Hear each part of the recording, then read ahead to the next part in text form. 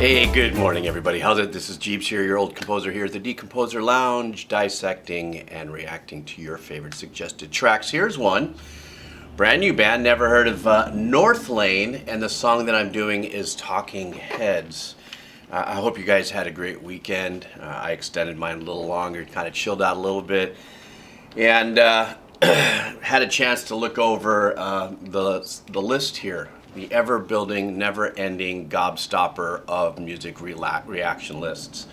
And if you know what gobstopper is, if you know, you know. Anyhow, I want to thank you guys, like usual, for your support. And so let's do this. NORTHLANE, Talking Heads. All right.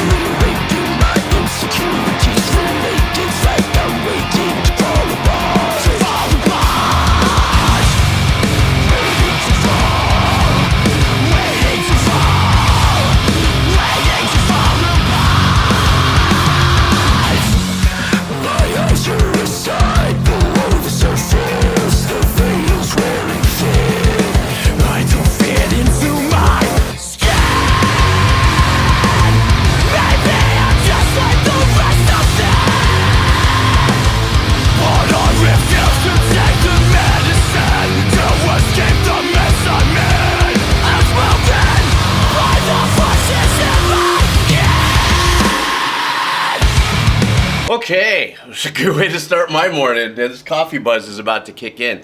I am just blown away and am totally into the fact that they integrated this, the synth aspect on this. But they did it in a way where, I'm not a purist in any particular genre at all. Because as a composer, I got to be open-minded. That's just how I am. Genre-wise, I don't know exactly what this would fit into. You guys tell me what this is as far as genre. Obviously, it's super powerful once the guitars kick in. Let me start with the guitars. So it sounds like it's that super dropped tuning style of guitar. But I think the trick in that is, if percussively, as I'm learning through this journey, is the kind of tone those guitars need to maintain so it doesn't get completely muddied up or just sounds overwhelming in the track. That being said, the octave and the interval that they're using in their chug is really super cool. It's like 1 9, 1 10, 1 8, full octave and stuff. It's not close in. The intervals are not close in. The voice that is being used during the verses, where they actually let the tech take over, except for the drumming. Those really dark, what I like about what I'm hearing is how they match those synth sounds and those arpeggiation.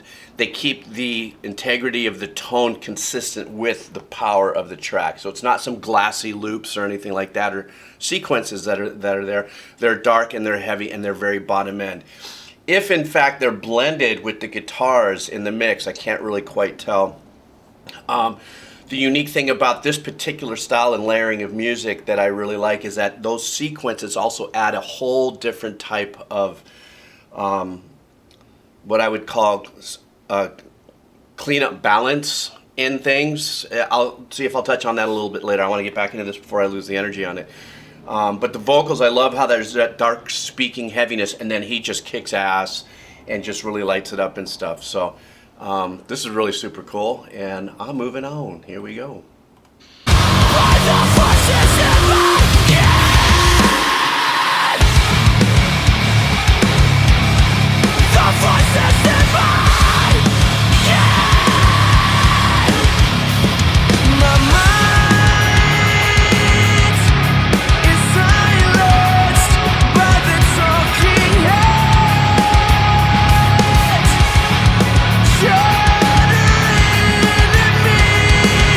With every week it breaks.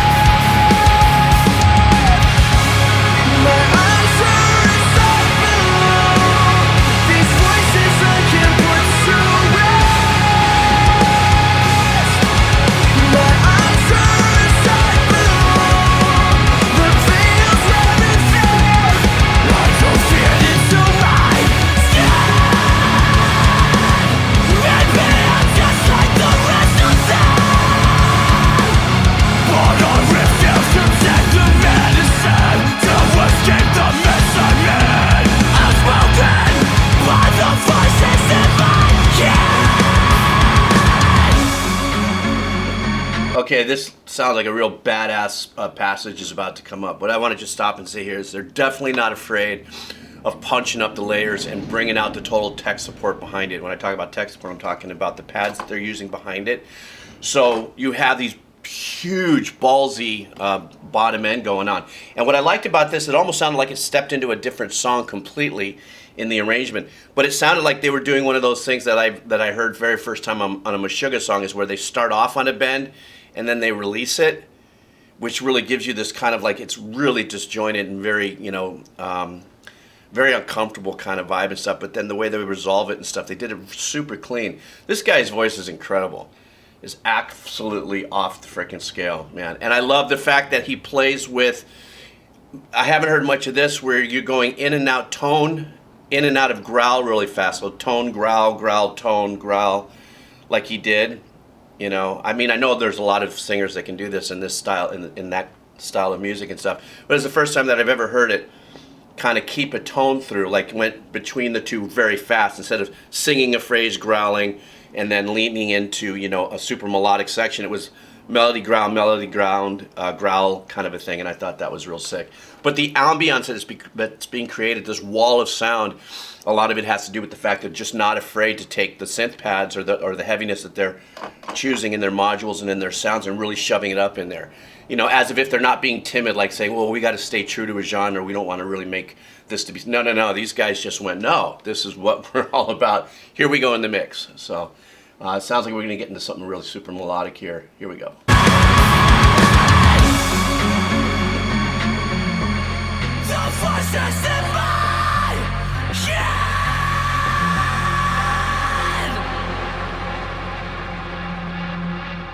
My mind is silenced by the talking net. Don't need no reason, drowning in the net. My mind is silenced by the talking net, outspoken by the voices in my head. Outspoken by the voices in my head. Fuck.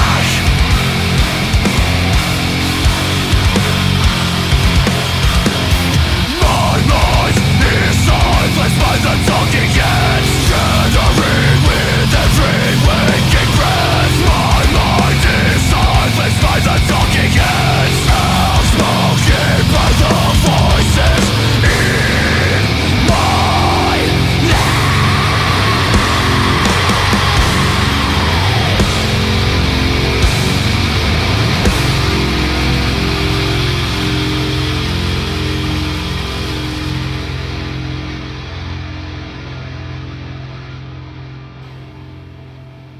This is what I love about when bands and artists decide to make fades like this, especially when I'm trying to, do the best I can with my dissection and stuff. And it just, for me, it just proved what my intuition was leaning into being right. I never know everything. I'm never always right. We all know that.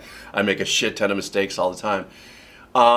Is when you do a fade like that, a lot of times, depending on what they want to pre-fade out quicker or slower, it's kind of a sign of how much they may have had going on back there. There was a quick fade of a darker, heavier pad there, but even on the long fade, or the long part of it, the tail, you could hear the synth work behind it. And the only reason why I'm bringing this up is because, I think the natural trajectory for music, depending if you are the purist and it's band members that only play drums, bass, vocals, guitar, and stuff like that. There's always tons of bands that are going to be like that, that are going to stick to those core features. And then a couple of them, and then every now and then they do a little bit of synth work, but this is the first song of this band that I've heard. So I'm thinking, based on what I've heard, that a lot of this may perhaps have a consistent amount of keyboard work in there, and that's a broad swath keyboard work for using it in many different ways. But in this case, this blend that I have heard a couple times, but I really enjoy. I think I really dig this stuff too because it lends itself into video games and all kinds of other unique uses of music. But it also, it's just bringing these two worlds together. And I think it's a very challenging thing for heavy metal or progressive metal or whatever these genres are, is to kind of sit there and say, where do we stand with our sound? who are we as the band integrating X amount of types of sounds in there. At the end of the day, it's still a powerful, heavy, you know, I don't know if it's djenty, maybe, this track.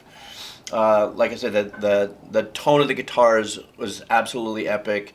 Musicianship was really good. I didn't hear, there was no solos per se or anything of that nature, but who cares, you know? There's enough bands out there with a lot of great soloists and stuff, so I don't know if that's in their jam or what. I'm sure it is. Somewhere I'll listen to something. But anyhow, I just yammer on. Thank you guys so much for hanging out. This was NORTHLANE Talking Heads. Their link will be right down below, along with, if you're still here and if you want to support the channel, the link's below for the cup of coffee you want to buy me, or check out my Patreon if you don't want to buy me coffee and you want something for your money, or if you want to see what kind of headsets I have, the link is down below. And if you're still here, type in, I'm still here. Any more suggestions from NORTHLANE, please drop them in the comments. All right, guys, have a killer day. Aloha.